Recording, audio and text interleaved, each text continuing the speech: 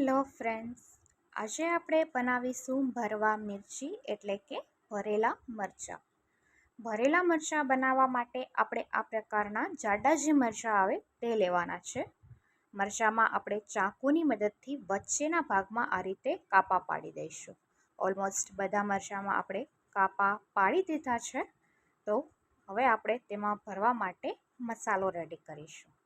એક બાઉલ લઈશું, તેમાં આપણે બેસન એડ કરીશું. બેસનમાં આપણે 1 ચમચી હિંગ એડ કરીશું, 2 ચમચી લાલ મરચું એડ કરીશું, 1 ચમચી હળદર એડ કરીશું, 1 ચમચી ધાણા જીરું એડ કરીશું, સ્વાદ મુજબ આપણે નમક એડ કરીશું, 2 ચમચી ગરમ મસાલો એડ કરીશું, લીંબુનો રસ એડ કરીશું અને ગોળ એડ કરીશું. ગોળની જગ્યાએ ખાંડનો પણ તમે ઉપયોગ કરી શકો છો.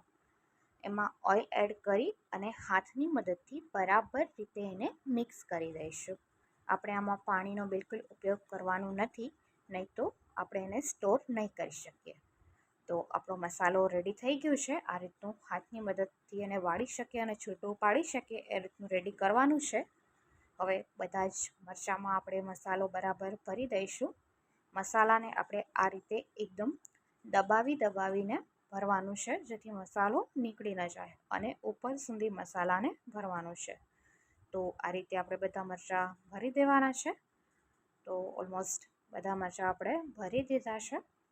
સ્ટીમરને આપણે સ્ટીમ કરવા મૂકી દીધેલું છે. તો એમાં હવે મરચાં આપણે એડ કરી દઈશું.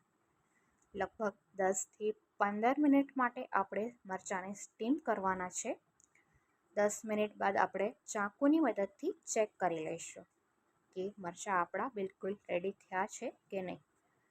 તો મરચાં આપણા રેડી થઈ ગયા છે. તેને આપણે રૂમ ટેમ્પરેચર પર આવવા દઈશું. ત્યારબાદ એક પેનમાં ઓઇલ એડ કરીશું.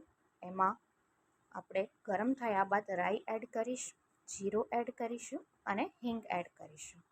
હવે એમાં મરચાં આપણે આ રીતે 4-5 એડ કરીશું. બધા એકસાથે એડ નહીં કરીએ. અને ગેસની ફ્લેમને આપણે સ્લો રાખીશું. જો ગેસની ફ્લેમ તમે ફાસ્ટ કરશો તો મરચાંની સ્કિન બહારથી બળી જશે. તો સ્લો ફ્લેમ પર આપણે મરચાં આ રીતે સેલો ફ્રાય કરવાના છે. મરચાં આપણા રેડી થઈ ગયા છે. વધેલું ઓઇલ આપણે ઉપરથી એડ કરી દેવાનું છે. આપણા મરચાં સર્વ કરવા માટે રેડી છે. તેને આપણે સર્વ કરી દઈશું. તો તૈયાર છે આપણા ભરવા મરચાં. આ મરચાં તમને કેવા લાગ્યા મને જરૂરથી જણાવશો. Thanks for watching.